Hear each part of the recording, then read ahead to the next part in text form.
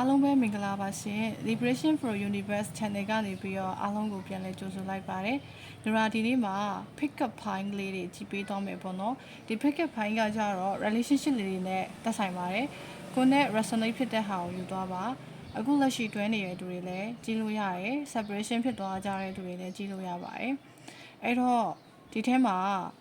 file လေးတွေပေးထားရပေါ့နော်။ file 1 file 2 file 3အဲ့တော့ဒီမှာအလင်းလေးကတော့နည်းနည်းပြန်နေရပေါ့နော်ဒီ lightning ကြောင့်မို့လို့မီးဖွင့်ထားတဲ့အတွက်ကြောင့်မို့လို့အလင်းလေးကတော့နည်းနည်းပြန်နေတယ်အဲ့တော့တခြားလေးမြင်ရအောင်ပြလိုက်ပါမယ်ဒါလေးကတော့ file 1လေးဖြစ်ပါတယ် key ဆိုရက် cup လေးပါဒါလေးကတော့ file 2လေးဖြစ်ပါတယ် house ဆိုရက် cup လေးဖြစ်ပါတယ်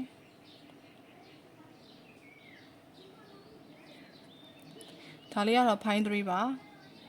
crop road ဆိုတဲ့ကတ်လေးဖြစ်ပါတယ်အဲ့တော့ဒီ pick pine ကလေးမှာပေါ့နော်ကိုလိုချင်တဲ့ pine ကလေးကိုရွေးချယ်ပေးထားပါအဲ့တော့ pine wine ကနေပြီးတော့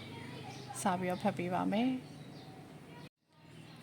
ဆိုတော့ pine wine လေးတွေအနေနဲ့ဒီမေလထဲမှာအစီနဲ့ပတ်သက်ပြီးတော့ပေါ့နော်ဘာတွေကြုံရဖို့ရှိပါသလဲ picks or ones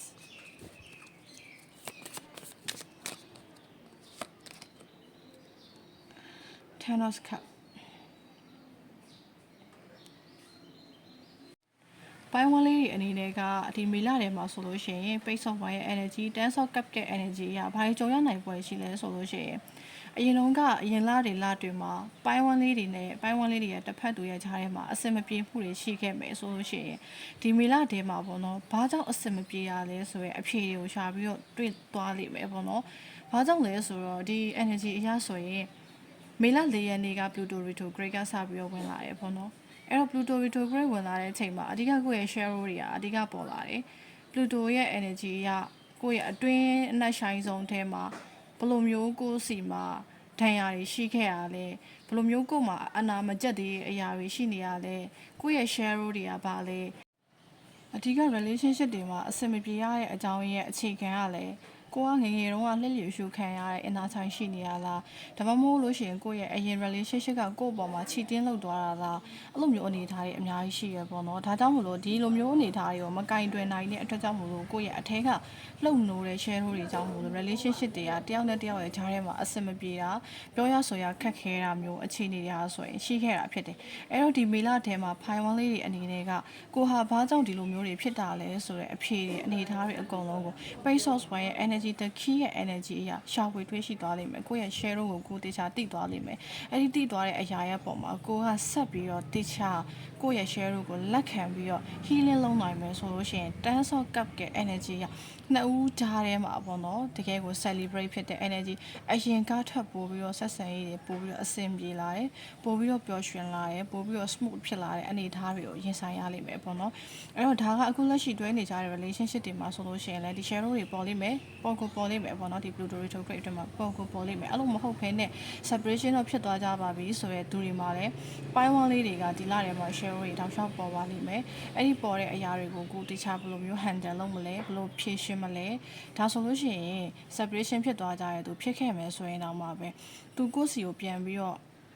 အဆက်အသွယ်ရလာတာတကယ်ချင်းအပေါင်းအသင်းတွေကနေတက်ဆင်သူ့ရဲ့သတင်းစကားကိုကြားရတာနောက်တစ်ခုကကြတော့သူနဲ့အပြင်မှာပေါ့နော်တနေရာမှာမထင်မှတ်ဖန်နဲ့ပြန်ပြီးတော့စုံတာအဲ့လိုမျိုးအနေထားလေးတွေဟာဒီမီလာထဲမှာဖြစ်လာတတ်ပါတယ်เนาะဒါကတော့ဖိုင်ဝမ်လေးတွေအတွက်မီလာမှာဖြစ်လာနိုင်ခြေရှိတဲ့အခြေအနေဖြစ်ပါတယ်ဆိုတော့ pine tool လေးတွေပေါ့နော် pine tool လေးအနေနဲ့မီလာထဲမှာအခြေအနေနဲ့ပတ်သက်ပြီးတော့ဘယ်လိုမျိုးကြင်ရဖို့ရှိလဲ okay the strength yes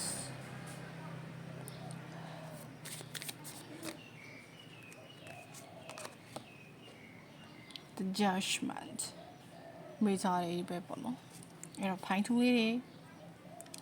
pine tool လေးတွေကတော့ energy တော်တော်ကောင်းတယ်လို့ပြောလို့ရတယ်ပေါ့နော်အဲ့တော့ဒီမေလထဲမှာဘာကြီးကြုံရနိုင်ခြေရှိလဲဆိုရင် pine tool လေးတွေအနေနဲ့ destroy ရဲ့ energy က infinity abundance တွေကြုံရဖို့ရှိတယ်ကိုနည်းနည်းလာကလေဒီ relationship အပေါ်မှာကိုယ့်ရဲ့စိတ်တွေ emotional investment လုပ်ခဲ့တဲ့အရာတွေပြီးတော့ကိုယ့်ရဲ့ကောင်းမွန်တဲ့ intention ထားခဲ့တဲ့အရာတွေရဲ့အကျိုးဆက်တွေကို တစ်ဖက်သူကကိုယ်နဲ့ပတ်သက်ပြီးတော့နားလဲလာမှာပေါ့နော်နားလဲလာလိမ့်မယ်။အော်သူကငါရဲ့အိမ်လူသဘောပါလားဒီဘာမှာသူ့လောက်ကောင်းတဲ့သူမရှိတော့ပါလားဆိုတော့အနေအထားမျိုးကိုသူတို့ရဲ့စိတ်ထဲမှာဒီမီလာထဲမှာခံစားရဖို့လို့ရှိတယ်။နော်ခံစားရဖို့လို့ရှိတယ်။အဲ့တော့ဒီမှာဆိုလို့ရှိရင် the judgment ရဲ့ energy ကကိုဒီကောင်းခဲ့တဲ့အရာတွေရဲ့အပေါ်မှာပေါ့နော်ငါနွားမြန်းကြခဲ့ရလားငါဒီလောက်ကြည်လုပ်ပေးခဲ့တာငါရဲ့တန်ဖိုးတွေရောကျသွားပြီလားဆိုပြီးကို judge မလုပ်ဖို့လိုတယ်တကယ်တော့နှစ်ခုကမတူဘလို့မတူလဲဆိုလို့ရှိရင်ချစ်တယ်ချစ်မြတ်တာဆိုတာတစ်မျိုးအဲ့ဒီရဲ့နောက်မှာကိုကလိုချင်လာတယ်ပြန်ပြီးတော့တုံ့ပြန်စေချင်လာတယ်ဆိုတော့အဲ့ဒါတွေပါလာတာတစ်မျိုးပေါ့နော်အဲ့တော့အဓိကကဒီ fine tune လေးတွေမှာ twin flame တွေတော်တော်များများပါလိမ့်မယ်ပါလိမ့်မယ်အဲ့ဒီ twin flame လေးတွေတစ်ဖက်တူကိုယ်နဲ့ပတ်သက်ပြီးတော့ကိုယ်လောက်ကောင်းတဲ့သူမရှိဘူးသူကငါအတွက်အိမ်ပဲဆိုတဲ့ခံစားချက်မျိုးတွေခံစားရလိမ့်မယ် twin flame လေးတွေကတစ်ဖက်တူကအဲ့လိုမျိုးခံစားရလိမ့်မယ်ပေါ့နော်အဲ့တော့ဒီချိန်မှာအဓိကကို judge မလုပ်ဖို့လိုတယ်ကို unconditional love နဲ့ဘယ်လိုမျိုးပေးမလဲဆိုတဲ့ဟာကိုတရားလေ့ကျင့်ဖို့လိုတယ်ကိုယ့်ရဲ့အတွင်းစိတ်တံကိုပို့ပြီးတော့ strong ဖြစ်လာအောင်စူးစမ်းဖို့လိုတယ်အဲ့တော့ fine tune လေးတွေအနေနဲ့က fine tune လေးတွေရွေးထားတဲ့သူတွေပေါ့နော်ဒီမေလတဲမှာ feminine energy ရော masculine energy ရော balance ဖြစ်လာလိမ့်မယ် balance ဖြစ်လာတာနဲ့ဘာဖြစ်လာမလဲဆိုလို့ရှိရင်တစ်ဖက်သူကကိုယ်နဲ့ပတ်သက်ပြီးတော့ပို့ပြီးတော့တိလာလိမ့်မယ်သူ့လောက်ကောင်းတဲ့သူမရှိဘူးသူ့ကိုတတိရတယ်ဆိုရဲခံစားချက်ပြီးသူကငါရဲ့အိမ်ပြန်ချင်တယ်အဲ့လိုမျိုးခံစားချက်တွေတစ်ဖက်သူရဲ့ဘက်မှာခံစားလာရလိမ့်မယ်ပြီးတော့ the judgment ရဲ့ energy ရတယ်အမှန်တရားကလေဘယ်တော့မှစိတ်တော့မသွားဘူးပေါ့နော်ကိုကောင်းပြီးခဲ့တဲ့အရာကိုပြီးခဲ့တဲ့အရာတွေအဲ့ဒီကံမျိုးစီတွေကဘယ်တော့မှအဟောတိကံဖြစ်မသွားဘူးဖျားဆောင်ရှောက်လိမ့်မယ်အမှန်တရားကိုလောကဆောင်ရှောက်လိမ့်မယ်ပေါ့နော်အဲ့တော့ဖိုင်ထူးလေးတွေအနေနဲ့ကိုယ့်ရဲ့ energy ကိုယ့်ရဲ့ခန္ဓာကိုယ်ထဲမှာရှိတဲ့ feminine နဲ့ masculine energy ကိုတခြား strength ဖြစ်အောင်ကြိုးစားနေခြင်းအဖြစ်ဒီလကိုဖြတ်တန်းပါ fine 3လေးတွေအတွက်ဒီမီလာထဲမှာဂျုံရနိုင်ချေရှိရဲ့အခြေအနေ Force of Cup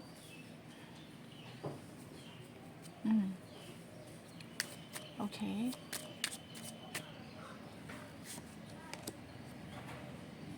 The Hierophant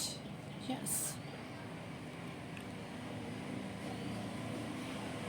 အဲ့ fine 3လေးတွေပေါ့နော်အဲ့တော့ fine 3လေးတွေရဲ့သူတို့ရွေးချယ်ထားတဲ့ကံမှာက the crossroad ဆိုတဲ့ကောင်လေးပေါ့နော်လမ်းရဲ့အလယ်ကောင်မှာရောက်နေရဲဆိုတဲ့ခေါက်လေးကြားနေရအဲ့တော့ fine 3လေးတွေအနေနဲ့အခုချိန်မှာအခြေအနေနဲ့ပတ်သက်ပြီးတော့လေဆုံးဖြတ်ရခက်တဲ့အနေအထားတွေကြုံနေရတယ်ဒီ connection ကနေပြီးတော့ငါထွက်သွားရင်ကောင်းမလားဒါမှမဟုတ်ဒီ connection မှာပဲငါဆက်နေရင်ကောင်းမလားဆိုရယ်လမ်းစုံလမ်းခွကိုရောက်နေတဲ့အနေအထားပေါ့နော်ဆုံးဖြတ်ချက်ကအရှိလည်းမရဘူးအနောက်လည်းမရဘူးအဲလမ်းခွလေးမှာဘယ်လမ်းကိုသွားရမှမသိနေတဲ့အခြေအနေတစ်ခုမှာ fine 3လေးတွေရှိနေမယ်လို့ထင်တယ်အဲ့တော့ဒီမှာ the force of cap က energy အရာ universe ကလေကိုပီနာမှာကောင်းတဲ့သူတယောက်ရှိပေးနေတယ်ကောင်းတဲ့အခွင့်အရေးတစ်ခုပေးထားတယ်ဒါမှကိုကအဲ့ဒီနေရာတစ်ခုအဲ့ဒီအခြေအနေအဲ့ဒီလူတယောက်စီကနေထွက်ခွာမသွားနိုင်တာကိုမြင်ရတယ်ပေါ့နော်အဲ့တော့ငါမှခံရလေခြင်းငါမှဖြစ်ရလေခြင်းဆိုတဲ့စိတ်တွေနဲ့ကိုပေါ့နော်depression ဝင်နေတဲ့အနေအထားတွေရှိတယ်အဲ့ဒါဘာလဲဆိုတော့ဦးဆိုင်ထိဆိုင်ရဲ့တချင်လားအဲ့ထဲရလို့လေအချစ်ကမင်းသားမှာပါမင်းမကြည့်လို့မသိရပါဆိုရဲသဘောပေါ့နော်အဲ့တော့ကိုပီနာ universe ကကောင်းတဲ့အရာတွေကောင်းတဲ့ blessing တွေပို့ထားတယ်ဒါပေမဲ့ကိုကအဲ့ဒီအရာတွေကိုမမြင်ဘဲနဲ့ပေါ့နော်ကိုရှိမှာရှိနေတဲ့အရာလေးကိုပဲကြည့်ပြီးတော့ငါမှဖြစ်ရတယ်ဆိုပြီးတော့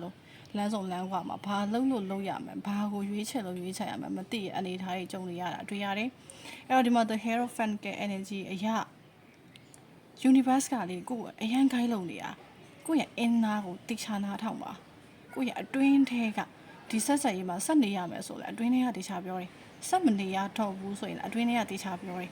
အဲ့ဒီဟာကိုတေချာလေးကိုယ့်ရဲ့အတွင်းထဲကပြောတဲ့အတန်ကိုတေချာနားထောင်ဖို့လိုတယ် The Hierophant ရဲ့ energy ရတယ် universe ကကိုယ်တကယ်ဖုံးကြီးတစ်ပါးလို့ guidance တစ်ပါးလို့ကိုယ်လမ်းပြနေတာအဲ့ဒီအရာကိုနားထောင်ဖို့လို့ကိုပီနာကတကယ်ရှိနေတဲ့ blessing ကိုမြင်နိုင်ဖို့လို့အတွက်ကိုဟာတေချာခဏလောက် silent treatment လုပ်ပေးပါဒီမေလာထဲမှာ fine 3လေးတွေ ကိုဟာဝေခွင့်ရခက်နေတဲ့အနေထားတစ်ခုမှာကြုံနေရတယ်ဆိုရင်တခြား silent လုပ်ပြီးပါsilent လုပ်ပြီးတော့ကိုယ့်ရဲ့အတွင်းထဲကပြောနေတဲ့အရာကိုနားထောင်မယ်ကိုဘေးနားမှာ universe ကပေးနေတဲ့အရာကိုတခြားမြင်အောင်ကြည့်မယ်ပေါ့နော်အဲ့တော့ balance ကိုတွားရမလဲဆိုတာသိချင်တယ်ဆိုလို့ရှိရင်ဒီက silent treatment တိတ်ကိုအရေးကြီးပါတယ်ပိုင်း3လေးတွေဆိုတော့ reading လေးကတော့ဒီလောက်ပဲပေါ့နော်ဒီမှာပိုင်း1ပိုင်း2ပိုင်း3သုံးခုစလုံးပဲပြီးသွားပါပြီဒီ reading ကိုရိုက်ဖို့လို့တော်တော်အဖြတ်ရှိပါတယ်တော်တော်လေးအဖြတ်ရှိရယ်ဘယ်နှခေါက်လဲ10ခေါက်မကတော့ပြန်ရိုက်နေရတာပေါ့နော်အဲ့တော့ဂျားထဲမှာ edit လုပ်တဲ့နေရာမှာတချို့နေရာလေးတွေမှာနည်းနည်းလေးလိုအပ်တာလေးတွေရှိရဆိုလို့ရှိရင်လည်းဖြစ်ဆိုပြီးတော့နားလည်ပေးပါနောက်ထပ်သိချင်တဲ့ခေါင်းစဉ်တွေရှိရဆိုရင် comment box လေးမှာရေးပေးခဲ့လို့ရပါတယ်ဆိုတော့အားလုံးကိုကျေးဇူးတင်ပါတယ်